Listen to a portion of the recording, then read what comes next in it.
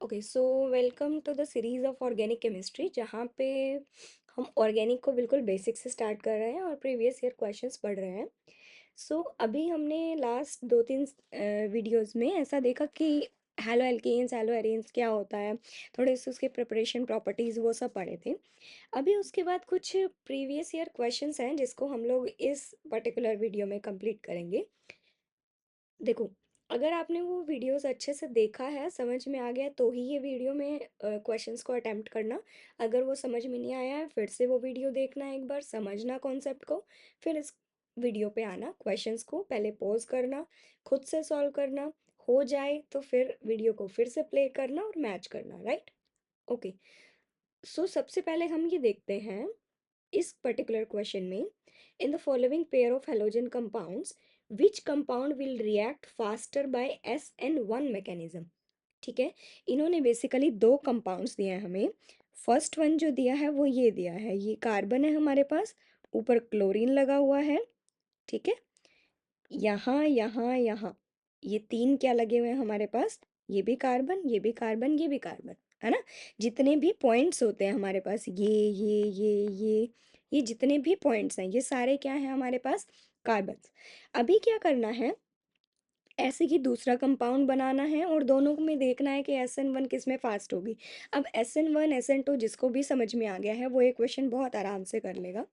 देखो, मैंने क्या किया, सबसे पहले जितने भी आपके पास पॉइंट्स थे उन सबको कन्वर्ट किया किसमें, कार्बन में, राइट।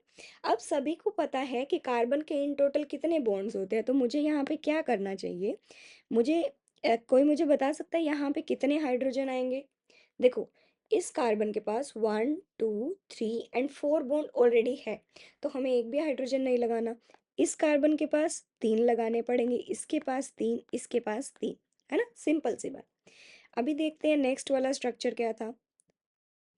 वो स्ट्रक्चर कुछ ऐसा है कि यहाँ पे है क्लोरीन, ठीक है, यहाँ भी क्या होगा, कार्बन, यहाँ भी क्या होगा, कार्बन, यहाँ भी क्या होगा, कार्बन, यहाँ भी क्या होगा, कार्बन, और यहाँ पे भी कार्बन। अब जो कॉन्सेप्ट्स हमने वीडियो में कर लिया है लास्ट कंप्लीट, वो अच्छी बात है।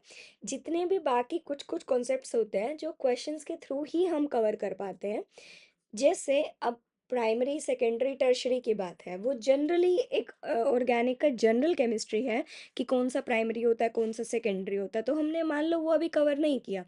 अगर किसी को नहीं पता कि क्या होता है प्राइमरी सेकेंडरी टर्शरी, तो हम लोग इस वीडियो में कंप्लीट करेंगे उसको, मतलब जितने भी क्वेश्चंस आएंगे क्वेश्चंस के साथ साथ उसको कंप्लीट करते रहेंगे। तो अगर किसी को नहीं पता तो अभी नोट कर लेना, है ना, क्योंकि ऐसे कुछ बेसिक्स कॉन्सेप्ट्स होते हैं जो जनरल केमिस्ट्री के होते हैं। ओके, अब यहाँ पे देखो मैं कितने हाइड्रोजन लगाऊं, 3, यहाँ पे कितने हाइड्रोजन लगेंगे फर्दर, 2, यहाँ पे कितने लगेंगे, 1, यहाँ पे 2, यहाँ पे 3, है ना। कितने कार्बन के फर्दर हाइड्रोजन लगाने हैं।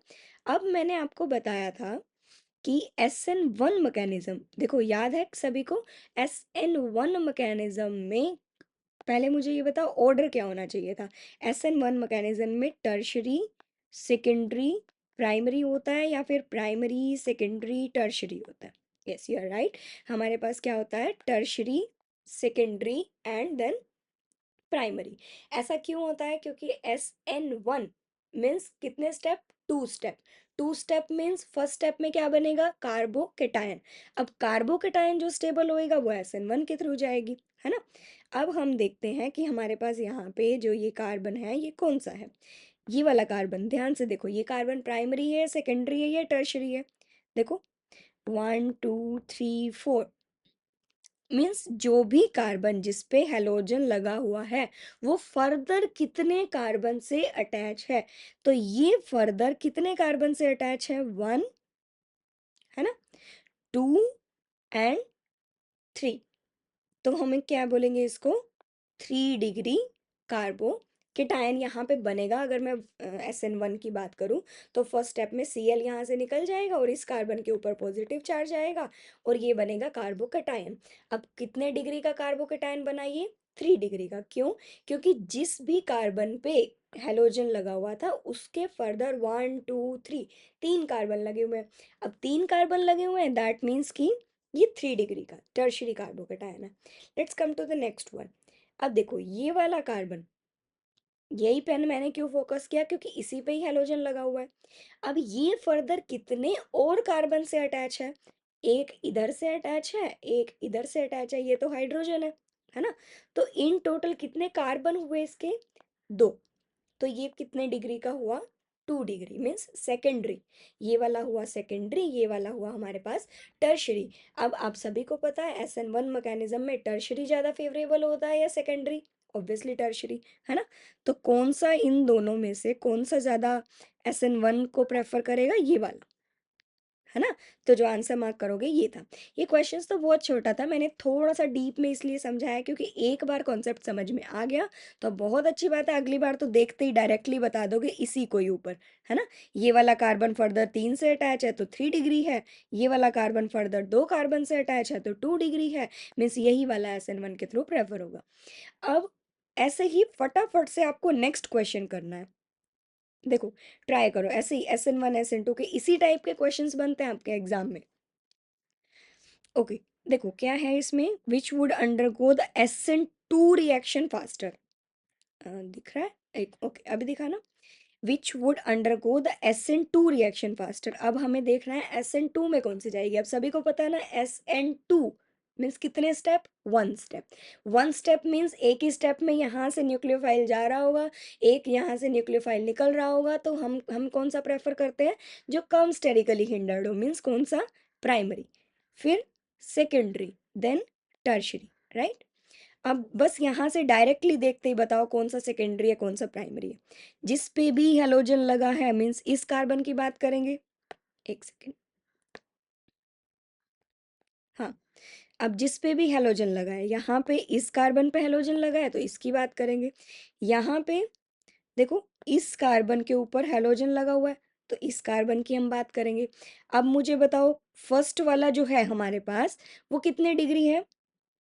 देखो फर्स्ट वाला से एक ही कार्बन और अटैच है, मीन्स ये कितने डिग्री हुआ, 1 डिग्री। ये वाले से कितने और कार्बन अटैच है, 1 2 3, तो ये क्या हुआ, 3 डिग्री, है ना। अगर SN1 की बात करते तो ये वाला प्रेफर करते, SN2 की बात करेंगे तो ये वाला कंपाउंड प्रेफर करेंगे, सिंपल। ओके, आई होप आप सबको समझ में आ रहा होगा। इनकेस समझ में नहीं आया तो एक बार वीडियो को दोबारा से देखना, बहुत अच्छे से समझ में आ जाएगा, ठीक है।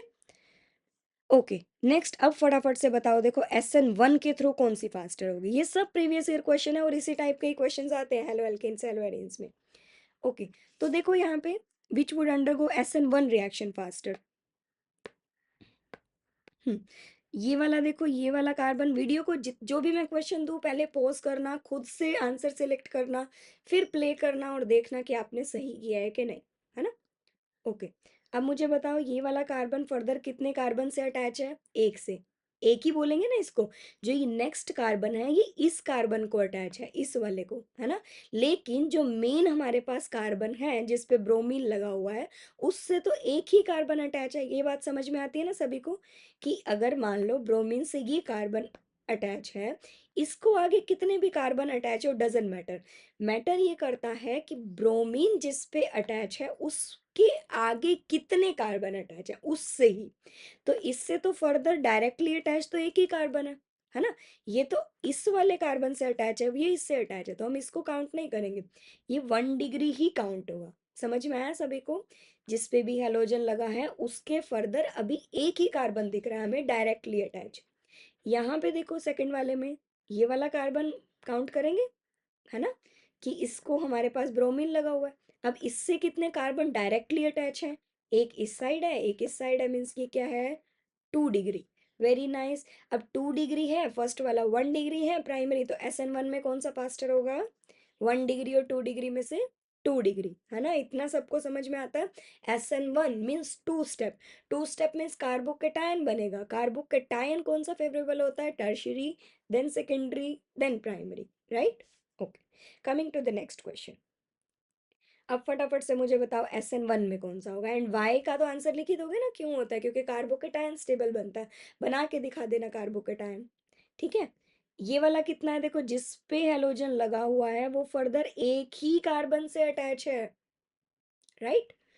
यहाँ पे जिस पे हेलोजन लगा हुआ है वो फर्दर 2 कार्बन से अटैच है। तो ये वाला 1 डिग्री, ये वाला 2 डिग्री। SN1, SN1 मीन्स क्या बनेगा? कार्बोकेटायन। कार्बोकेटायन कौन सा स्टेबल होता है? Tertiary, secondary, then primary. तो इन दोनों में से कौन विनर हुआ? Tertiary, sorry secondary. तो ये वाला जो हमारे पास कंपाउंड है ये SN1 में मोस्ट रिएक्टिव होगा, है ना। अब इन्होंने रीजन पूछा है तो कार्बोकेटाइन बना के दिखा देना। देखो ये वाला कार्बन जिस पे क्लोरीन लगा है उसको मैंने हटा के उस पे लगा दिया पॉजिटिव चार्ज। ये वाला कार्ब, सॉरी, दिख रहा है कि नहीं? ओके, अभी दिखा? हम्म। तो जिस कार्बन पे क्लोरीन लगा हुआ था मैंने क्या किया, वो क्लोरीन को हटा के उस पे लगा दिया पॉजिटिव चार्ज, तो ये कार्बोकेटाइन बना। इससे कैसा कार्बोकेटाइन बनेगा? 1 2 3 एज इट इज कार्बन लगाने हैं, क्लोरीन हटाना है और पॉजिटिव चार्ज लगाना है ना। यहाँ पे क्या बना हमारे पास? ये वाला कार्बोकेटाइन। अब ये कार्बोकेटाइन जो है वो प्राइमरी है, ये कार्बोकेटाइन कैसा है? सेकेंडरी। तो ये रीजन लिखना है कि as because secondary carbocations are more stable, so this compound will be more reactive towards SN1 reaction, right? Okay, coming to the next question. इसमें से बताओ, अभी देखो ये क्वेश्चन है, आपको बताना है which is an example of allylic halide। Allylic पढ़ाया था ना मैंने आपको। एलाइलिक, वीडियो को पॉज करो, खुद से करो, फिर मैच करना प्ले करके। ओके, एलाइलिक मैंने क्या बताया था आपको? जिस भी कार्बन के आगे हेलोजन हो वो फर्दर ऐसे कार्बन से अटैच हो जो डबली बॉन्डेड हो। कुछ ऐसा सा अरेंजमेंट बताया था मैंने आपको। मीन्स डबली बॉन्डेड कार्बन के नेक्स्ट वाले कार्बन पे हेलोजन होना चाहिए। इधर देखते हैं फर्स्ट वाले में, ये डबली बॉन्डेड कार्बन, ये नेक्स्ट वाला कार्बन, हेलोजन लगा हुआ है, मुझे तो यही एलाइल हैलाइड लग रहा है। इसमें देखो जो डबली बॉन्डेड कार्बन है उसी को ही हेलोजन लगा है। बताओ ये क्या होगा? Very nice, this is vinyl halide, right. और फर्स्ट वाला क्या होगा? एलाइल हैलाइड, ठीक है। सो यहाँ पे आंसर फर्स्ट वाला आएगा। विनाइलिक पूछते तो नेक्स्ट वाला करते, है ना। ओके, देखो यही आ गया नेक्स्ट, विनाइलिक बता सकते हो ना अभी? ये सेकंड वाला होगा। चलो नेक्स्ट। अब मुझे ये बताओ, मैंने आपको याद हो तो एक रूल पढ़ाया था, जब भी डबल बॉन्ड पे हम लोग पॉजिटिव नेगेटिव पार्ट ऐड करते हैं तो कौन सा रूल होता है? मैंने आपको बताया था कि नोटबुक में पीछे एक पेज बनाना जिसमें ये सब रूल्स और जितने भी कुछ आपको लगे इंपॉर्टेंट पॉइंट्स हैं जो पूरी जनरल केमिस्ट्री में काम आते हैं उसको वहाँ पे नोट करना, ठीक है। अब देखो ये एक हमारे पास कंपाउंड दिया है इन्होंने फर्स्ट पार्ट में, यहाँ पे लगा है CH3, देन हमने अटैच करना है HI। तो क्या प्रोडक्ट बनेगा? सोचो, फिर आंसर करना, फिर प्ले करना, वही हर एक क्वेश्चन में वही करना है आपको। ओके, तो अब देखो मैंने आपको क्या बताया था, इसमें अगर मुझे पॉजिटिव नेगेटिव पार्ट असाइन करना हो तो ऑब्वियसली I को नेगेटिव देंगे, ज़्यादा इलेक्ट्रोनेगेटिव है ये तो सभी को पता है, H को पॉजिटिव देंगे। अब डबली बॉन्डेड कार्बन के ऊपर अटैच होना मीन्स होना क्या है, ये डबल बॉन्ड का बनेगा सिंगल बॉन्ड, बाकी एज इट इज रहेगा। और एक एक बॉन्ड दोनों को अटैच हो जाएंगे, एक को एच अटैच होगा, एक को आई अटैच होगा, है ना। डबल बॉन्ड हटेगा, सिंगल बॉन्ड बनेगा, एक को एच लगेगा, एक को आई लगेगा। अब किसको एच लगेगा, किसको आई लगेगा? देखो कौन सा rule? Markovnikov rule. Negative part will attack on the carbon having laser number of hydrogen atom. तो अब हम चेक करते हैं यहाँ पे हाइड्रोजन कितने हैं, है ना। इन दोनों कार्बन में से जिसके पास कम हाइड्रोजन होंगे नेगेटिव पार्ट वहीं जाएगा। तो पहले इस वाले को देखते हैं, यहाँ पे कितने हैं देखो, 1 2 3, तीन तो बॉन्ड ही बने हुए हैं, तो हाइड्रोजन कितने होंगे? 1। यहाँ पे देखो नेक्स्ट वाले में 1 2 3 4, चारों ही बॉन्ड बने हुए हैं, एक भी हाइड्रोजन नहीं होगा। तो लेसर हाइड्रोजन किस साइड होगा? अगर मैं इसको 1 और 2 मार्क करूँ तो 2 नंबर पे कम हाइड्रोजन हुए। दैट मीन्स कि जो प्रोडक्ट बनेगा वो हमारा आयोडीन लगेगा यहाँ पे, H लगेगा यहाँ पे। समझ में आया सभी को? नेक्स्ट, अब इसमें देखो 1 2 3 डबल बॉन्ड C+HBr, है ना। ये करना है हमको, दिख रहा है?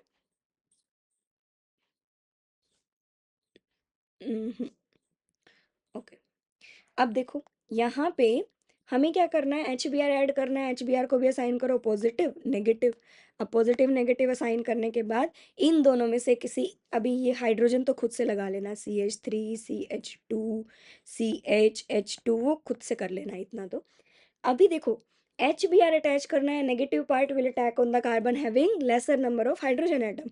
तो इसमें और इसमें से किसके पास कम है, ऑब्वियसली इस वाले के पास। 1 2 3 4 सिंगल बॉन्ड बनाया मैंने डबल बॉन्ड का, इसको अटैच कर दिया मैंने बी आर, इसको अटैच कर दिया मैंने एच।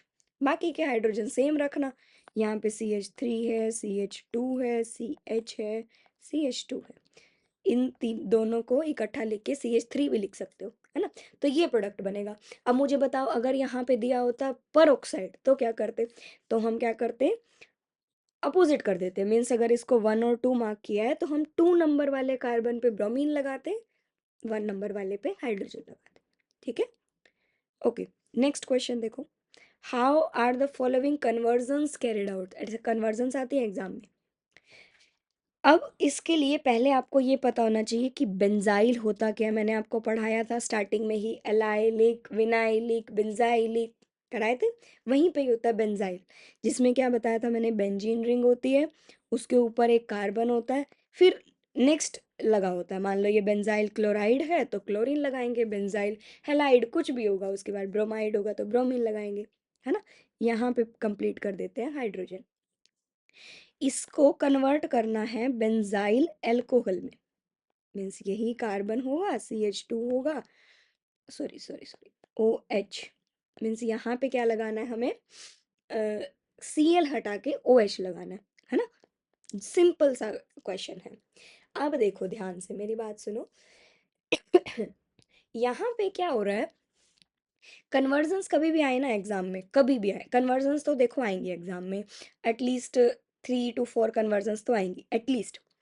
अब आपको क्या करना है, कन्वर्जन्स में जो भी दिया है, मान लो सबसे पहले ये दिया है रिएक्टेंट, ये दिया है प्रोडक्ट, पहले दोनों को लिख लो और फिर दोनों को, रिएक्टेंट को प्रोडक्ट को बहुत देर तक देखो आराम से, मतलब इतना भी देर नहीं कि आपका टाइम ही निकल जाए। अच्छे से रिएक्टेंट को देखो, प्रोडक्ट को देखो और सोचो कि ओवरऑल क्या चेंज हो रहा है। अब ये कन्वर्जन्स तो बहुत ही सिंपल है। धीरे धीरे हम थोड़े से हाई लेवल की कन्वर्जन्स में जाएंगे, जिसमें आपको कार्बन का नंबर भी चेंज करके देंगे, कभी कभी डबल कर देंगे, कभी कभी 2 नंबर से बढ़ा देंगे कार्बन, इस तरीके से। कभी कभी एल्डिहाइड से एसिड बनाना होगा, कभी कभी अल्कोहल से एसिड बनाना होगा, रिडक्शन करना होगा, वो सब चार्ट याद रखना जो मैंने कराया था। यहाँ पे तो कुछ नहीं है, यहाँ पे तो Cl हट के OH आ रहा है, बहुत ही सिंपल कन्वर्जन है। तो दिख रहा है साफ साफ कि क्या होगा। तो कभी भी कन्वर्जन करना है ना, पहले दोनों रिएक्टेंट प्रोडक्ट को लिखना है आमने सामने और देखना है कि ओवरऑल क्या चेंज आ रहा है इसमें और किसके थ्रू आप चेंज ये ला सकते हो, है ना। यहाँ पे तो मुझे सिंपल सा दिख रहा है, अगर मैंने यहाँ पे KOH डाल दिया जिससे KCl बाहर निकल जाएगा, OH यहाँ पे आके लग जाएगा। अब नाउ द क्वेश्चन इज कि आप एल्कोहलिक KOH डालोगे या एक्वस KOH डालोगे। सभी को पता है, मैंने आपको लिखवाया, एल्कोहलिक KOH डालने से क्या हो जाता है यहाँ पे, डीहाइड्रो हेलोजिनेशन। मीन्स कि क्या होगा, हेलोजन भी निकलेगा ये वाला और साथ वाले कार्बन का हाइड्रोजन भी निकल जाता, है ना। और यहाँ पे इन दोनों के बीच में डबल बॉन्ड आ जाता। तो हम एल्कोहलिक KOH नहीं डालेंगे, हम यहाँ पे क्या डालेंगे, एक्वस KOH। KOH को पानी में डिजोल्व करके डाला तो यहाँ पे Cl हट के OH आ गया, बाहर क्या निकल गया, KCl। सिंपल। Next question. अब देखो, conversion of alkyl halide into alkene by alcoholic KOH is classified as, okay okay दिख रहा है, अभी दिख रहा है, okay. Conversion of alkyl halide means आपके पास कोई R चेन है, उसके ऊपर है हैलाइड। इस पहले सिंपल से फॉर्म में किसी क्वेश्चन को कन्वर्ट कर लिया करो। फिर लिखा है इसको कन्वर्ट कर दिया एल्कीन में। मीन्स अगर मैं इसको ये 2 कार्बन मानूं, ये वाला कार्बन और ये कार्बन, तो देखो इन्होंने, मैं थोड़ा सा सिंपली वे में बताती हूँ। क्या कहा इन्होंने, एल्काइल हैलाइड मतलब कोई कार्बन की चेन होगी जिसपे हेलोजन लगा होगा, उसको कन्वर्ट कर दिया एल्कीन में। यही एल्कीन बन सकती है ना, यहाँ पे इसका Cl निकलेगा, साथ वाले कार्बन का H निकलेगा और दोनों के बीच में डबल बॉन्ड आएगा। बाय एल्कोहलिक KOH, हमने यहाँ पे क्या डाल दिया, एल्कोहलिक KOH। किसी भी क्वेश्चन को ऐसे सिंपल सी फॉर्म में कन्वर्ट करो और फिर देखो क्या हो रहा है। इज क्लासिफाइड एज, इसको कैसे क्लासिफाई करोगे, क्या यहाँ पे ये सब्सटीट्यूशन रिएक्शन है, सब्सटीट्यूशन हो रहा है। सब्सटीट्यूशन मतलब एक न्यूक्लियोफाइल हट के उसकी जगह यहाँ पे दूसरा न्यूक्लियोफाइल आए, लेकिन ऐसा तो कुछ नहीं हो रहा है, तो ये सब्सटीट्यूशन नहीं है। एडिशन है, कुछ ऐड हो रहा है, नहीं। अगर इसका अपोजिट रिएक्शन देखते यहाँ से यहाँ पे, तो कुछ ना कुछ ऐड हो रहा था। अभी ऐसे जा रहे हैं, डीहाइड्रोहेलोजिनेशन है, बिल्कुल है, हेलोजन निकल रहा है, हाइड्रोजन निकल रहा है यहाँ से, तो डीहाइड्रोहेलोजिनेशन है। तो हम यहाँ पे क्या मार्क करेंगे, सी। डिहाइड्रेशन है, नहीं, पानी नहीं निकल रहा है ना। Okay, coming to the next question.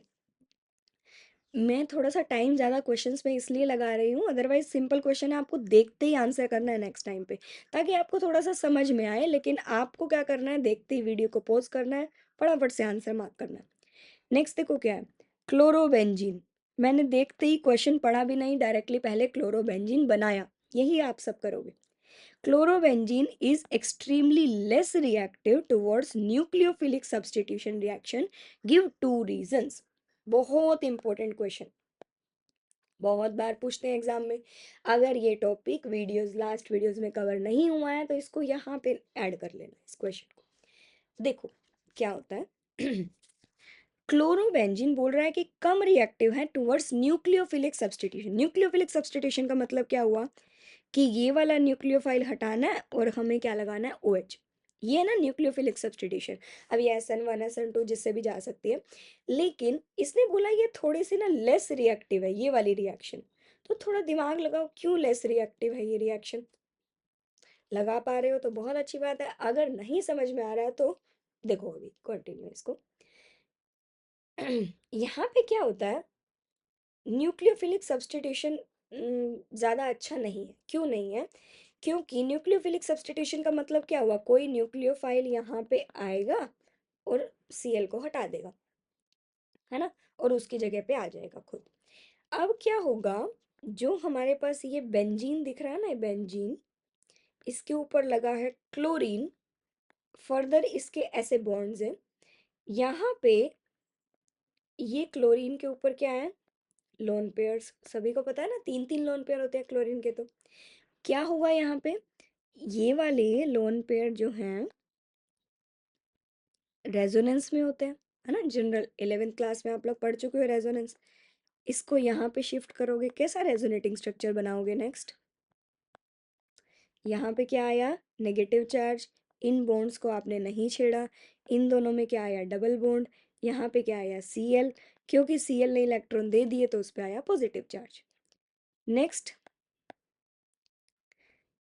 ये क्या होगा, नेगेटिव पार्ट आगे, ये वाला इलेक्ट्रॉन्स और आगे, है ना, दिख रहा है क्या बनेगा। ये हमारे पास है बेंजीन, यहाँ पे आया नेगेटिव, ये एज इट इज, ये डबल बॉन्ड Cl पॉजिटिव, यहाँ पे आ गया डबल बॉन्ड। नेक्स्ट स्टेप में क्या हुआ, ये नेगेटिव इलेक्ट्रॉन आगे, मतलब आपको बॉन्ड टू इलेक्ट्रॉन बनाने हैं, इलेक्ट्रॉन टू बॉन्ड बनाने हैं। ये आपके पास वही आया बेंजीन, यहाँ पे आ गया डबल बॉन्ड जो हमने शिफ्ट किया था एरो, ये बॉन्ड आगे शिफ्ट हुआ तो यहाँ पे आया नेगेटिव चार्ज। इसको हमने अभी तक कुछ नहीं छेड़ा, ये एज इट इज है, ये भी एज इट इज है। नेक्स्ट स्टेप में क्या होगा, ये आगे शिफ्ट होगा, ये वापस शिफ्ट होगा, है ना। तो क्या बनेगा, मैं नीचे बना रही हूँ, ठीक है। यहाँ पे आ गया डबल बॉन्ड, यहाँ पे ऑलरेडी था डबल बॉन्ड, ये था, ये हो गया Cl, ठीक है। अब देखो इन सारी रेजोनेटिंग स्ट्रक्चर को ध्यान से देखो, यहाँ पे क्या हो रहा है, इन टोटल मैंने 5 रेजोनेटिंग स्ट्रक्चर बनाई, right. Out of this 5 resonating structure, carbon और क्लोरीन के बीच में कौन सा बॉन्ड आ रहा है, सिंगल बॉन्ड के डबल बॉन्ड, ध्यान से देखो। देखो कार्बन और क्लोरीन मीन्स ये वाला बॉन्ड, ये वाला बॉन्ड, ये बॉन्ड, ये bond. Out of these 5 resonating structure, 3 resonating structures have a double bond in their in between carbon and chlorine. अगर कार्बन और क्लोरीन के बीच में डबल बॉन्ड है तो सिंगल बॉन्ड से थोड़ा सा डिफिकल्ट है ब्रेक करना, है ना। तो यहाँ पे वही तो हो रहा है, देखो न्यूक्लियोफिलिक सब्स्टिट्यूशन अगर हमने पढ़ा था तो यहाँ पे क्या हो रहा था, ये वाला जो बॉन्ड था आपके पास, ये वाला बॉन्ड कार्बन और क्लोरीन का, ये टूट के इसकी जगह पे दूसरा न्यूक्लियोफाइल आ रहा था। अगर ये बॉन्ड तोड़ना ही मुश्किल है तो क्या ये रिएक्शन इजीली रिएक्टिव होगी, क्या ये रिएक्टेंट ज़्यादा रिएक्टिव होगा? नहीं होगा, है ना। Because it has a partial double bond character between carbon and chlorine, so it will be difficult to remove the chlorine. तो यहाँ पे न्यूक्लियोफिलिक सब्स्टिट्यूशन भी डिफिकल्ट हुआ, राइट। अब क्या है यहाँ पे कि हम, मैंने पार्शियल डबल बॉन्ड क्यों बोला, क्योंकि देखो ऐसा तो नहीं है ना हर एक पांचों रेजोनेटिंग स्ट्रक्चर में डबल बॉन्ड है, नहीं। Out of 5 3 resonating structures has a double bond. अगर 3 में है तो हम पार्शियल डबल बॉन्ड बोल देते हैं, कंप्लीट डबल बॉन्ड नहीं बोलते हैं। तो यहाँ पे क्या हुआ, डबल बॉन्ड कैरेक्टर है, इस वजह से ये निकालना थोड़ा सा मुश्किल होता है, ठीक है। दूसरा रीजन, फर्स्ट रीजन तो यही, रेजोनेटिंग स्ट्रक्चर बनाओगे लिखोगे, डिपेंड करता है कितने मार्क्स में पूछा गया है, अकॉर्डिंगली आंसर करना। बहुत लंबा चौड़ा आंसर लिखने की जरूरत नहीं है, टू द पॉइंट आंसर करोगे बहुत अच्छा। थ्योरी लिखने की जरूरत नहीं है पेपर में, जितना जरूरी है स्ट्रक्चर बना सकते हो उतना बनाना। ओके, फर्स्ट रीजन तो यही लिखोगे। दूसरा रीजन क्या करोगे, देखो। दूसरा रीजन एक बार ध्यान से सुनो, क्या होता है। मैंने बोला यहाँ पे कि